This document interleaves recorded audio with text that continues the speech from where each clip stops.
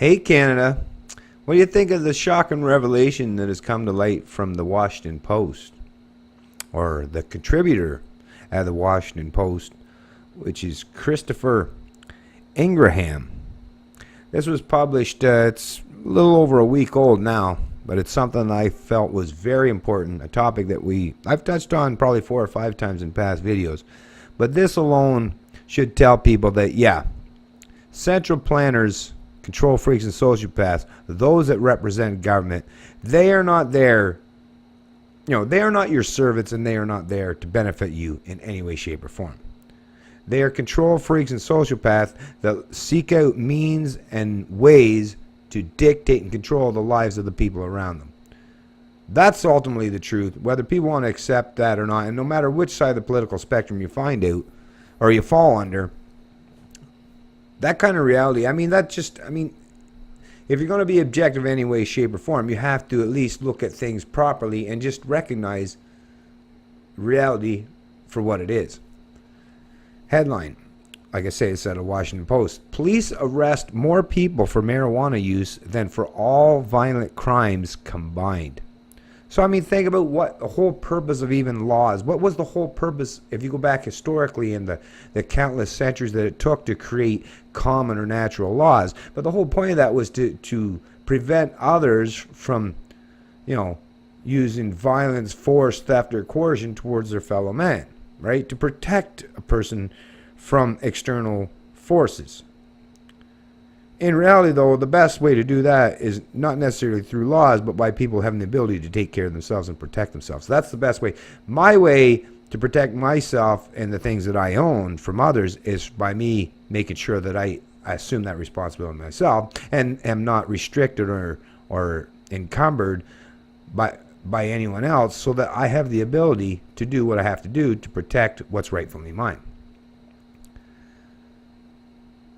But in the modern world we live in, with governments, with central planning, and this has been talked about, if you look through every historical precedent-setting book that was trying to, raise red flags or alerts regarding what government, the inherent immorality and coercive nature of government, it's always the same, no matter if they were against communism, socialism, fascism, democracy, dictatorships, monarchs. It's always the same thing: is power corrupts, and absolute power corrupts absolutely. And when you give people the ability to dominate and control others in any particular geographical landmass, yes, it continues to get worse, because people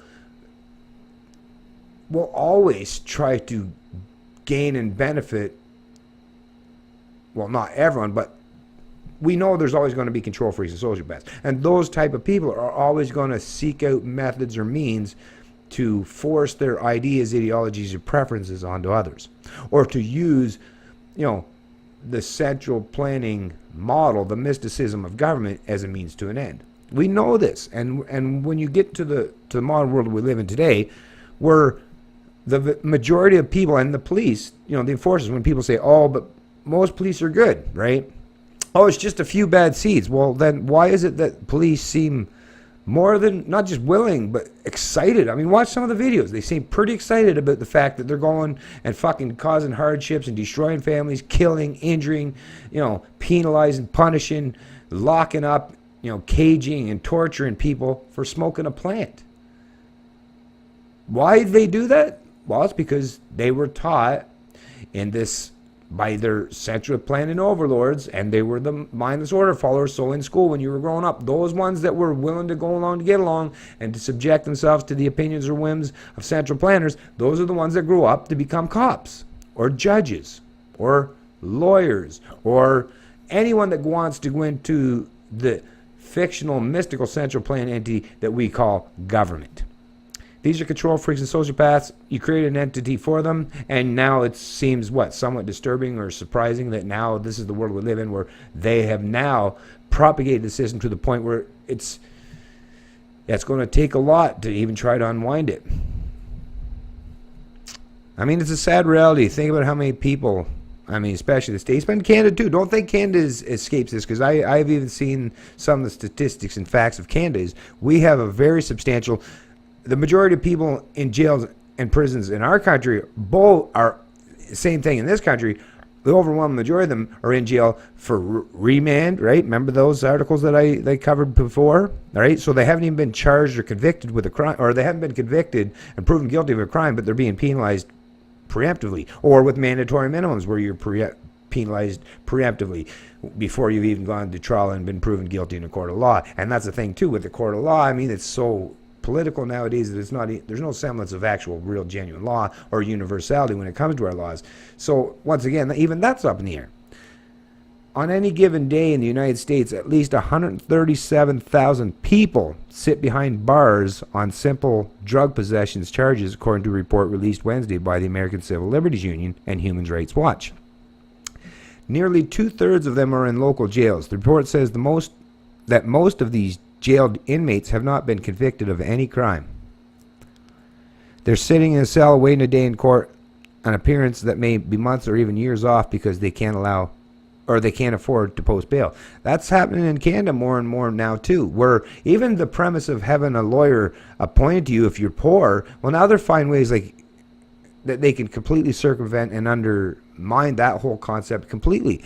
And you're basically nowadays, the whole concept of innocence was so important, and rule of law was so important that people even said back in the day, it's better to let 1,000 guilty people go free than to convict one innocent person. I mean, I wish I could have lived it back in those days, because then I wouldn't have had the fear of this totalitarian dictatorship and reprisal for anything that I do that's against the whims or the edicts of the state. But nowadays, and most people know, is no, you're guilty. And if you're lucky, and if you're fortunate enough to have finances that's substantial enough that you can pay for a high-paid lawyer that can grease the palms or the wheels of justice, you may very well get away with it. But for the most part, you're guilty preemptively. If you're charged with something, you're automatically guilty, and that will follow all the way through to you, all the way through the court process, and that's ultimately what it is. So there's no even minor expectation that you will ever get off of any charge by doing the right things or properly presenting evidence. The judge will just, at his own whim, at his own discretion, and what he's been taught to do, predominantly, the majority of the times, will always fall on the side of the government. Because think about who employs that judge, right? Think about incentives, people, or the lawyer, or like the court-appointed lawyer, or the crown prosecutor, who's also paid for by the state, right? The government. The crown prosecutor, the judge, your court-appointed lawyer, if you are even afforded one, they're all against you. The whole system is against you. The police, once again, also paid by the government. So they're automatically going to fall on the side of the state, not on your side. I mean, just because there's a few exceptions, that there's a few times where, a lawyer or a judge on a particular day, maybe they're feeling a little bit more activist, might err on the side of the people. That's never enough, because if you look at the cumulative effect of government and what that has done to the legal system, the majority of the time is, the people are penalized preemptively or punished needlessly, because that's what they believe is, if you just beat someone hard enough, or you use the heavy hand of government hard enough, well, you can shut everybody up, put them in their place. That's how you practice authoritarianism. That's what they look at nowadays. So, wow. It's been 45 years since the war on drugs was declared, and I'm 45 years old. It's been the entirety of my whole life, of my existence. And I'm very much familiar with the damage and destruction it has caused. And when they say the war on drugs, drugs don't have any feelings as far as I know, right? And I have never seen any drugs locked up behind in a jail cell, or shot by a cop, or it's a war on people that do drugs. And think about the kind of people in the modern world think of the substantial amount of people that do drugs as a means for self-medication, to protect their mental state, to deal with whatever circumstance or situation that they're having to be that's being thrust or forced upon them, right? Or even something that wasn't forced or thrust upon them, by government, or just something that they've dealt with that was negative in their life, and they're just finding a way to try to cope. That represents a large and substantial portion of people that do drugs today. But those are, instead of being, helped or felt sorry for or being offered assistance or guidance, no, they're being punished, penalized, thrown behind bars, having monetary and punitive measures used against them. So you're just, you're beating people up that have already felt that they're in such a bad place in their mind that they're just trying to escape reality, and yet you're still trying to punish and penalize them regardless because you don't like what they do. Wow. Spend 45 cents, yeah. And it hasn't been a success. No, of course it hasn't. Even in prisons and jails, we all know that it's easy to get drugs. So what have they done? They haven't reduced. Matter of fact, drugs are more readily available today than they probably were even back then.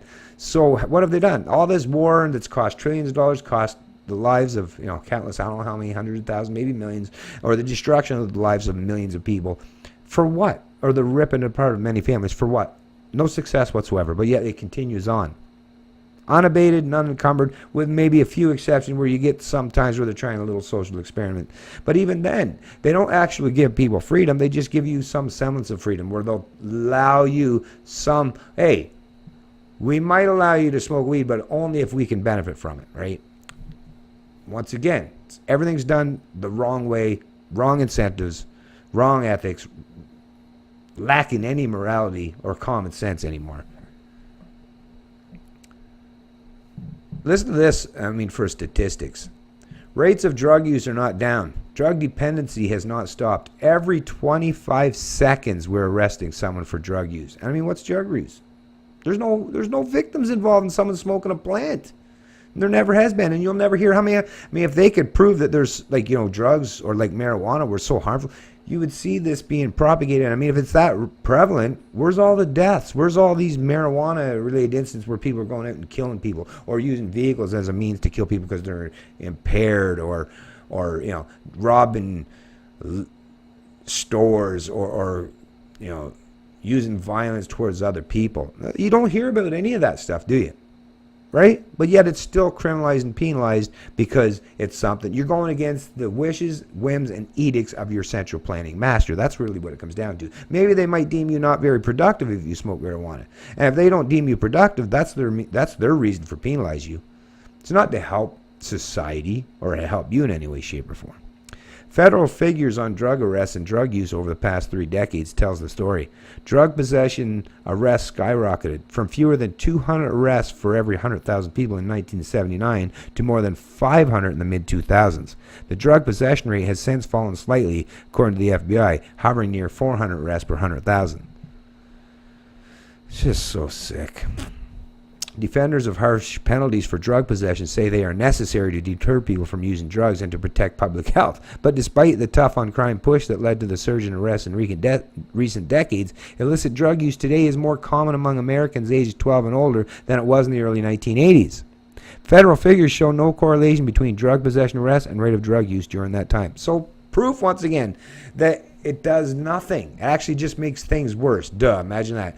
Beating the shit or using massive amounts of force and coercion and theft and penalizing them by putting people in jail cells or incarcerated. Imagine how that hasn't stopped people from using drugs, from self-medicating.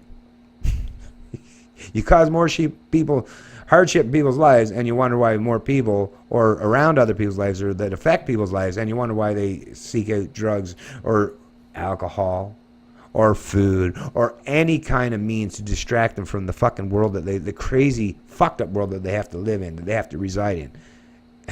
It's so insane.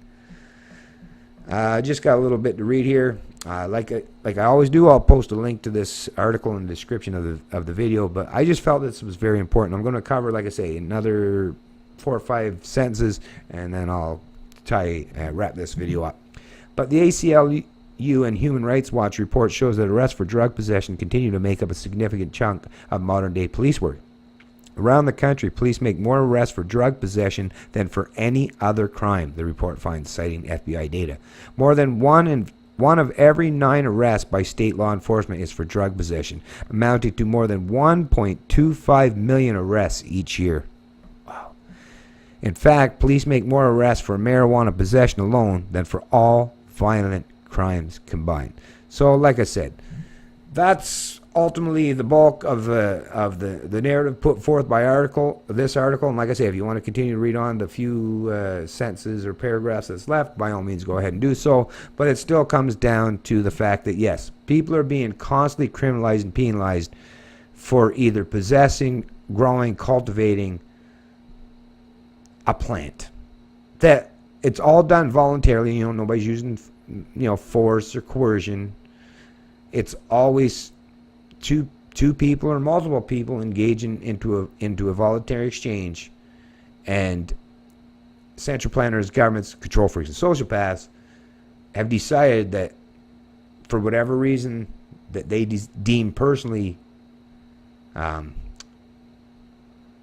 guess, legitimate. I don't know. I don't even know what word to use, because it's not legitimate, but for some reason they don't like what other people do, and they are using the power of the state to try to force others to obey their edicts and their whims. It's not working, and it's only creating a worse society, massively more disruptive way of living or cohabiting amongst each other, because then you're always having to worry, is your neighbor, your friend, your co-worker, or a state enforcer, somebody going to penalize you for, like I say, self-medicating. It's a tough thing. But people, I guess, think about it. The fact they'll choose to do it regardless tells you how bad a state they probably are mentally. That they will take that risk regardless of the ultimate potential consequences or ramifications for doing so.